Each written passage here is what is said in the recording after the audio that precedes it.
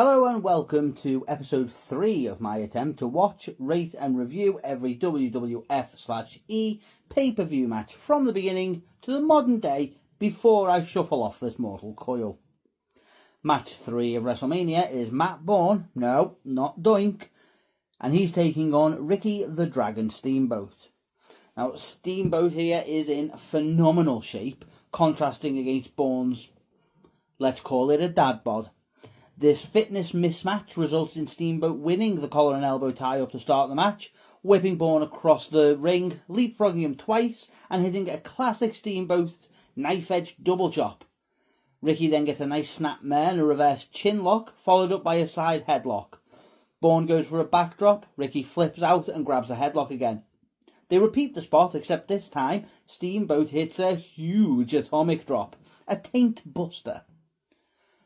Borne sells this like he's just learned how to hula. Borne finally takes control with a front atomic drop and a high knee. He backs Steamboat into the corner, but Steamboat regains the upper hand with a top rope driving up to the head.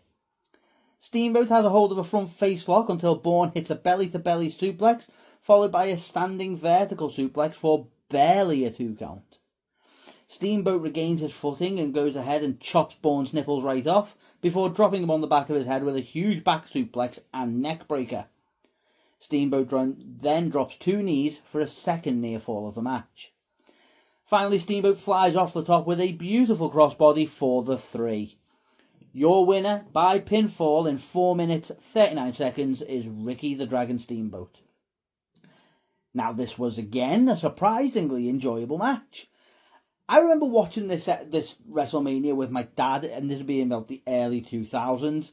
Had to be post the 90s because it was on DVD.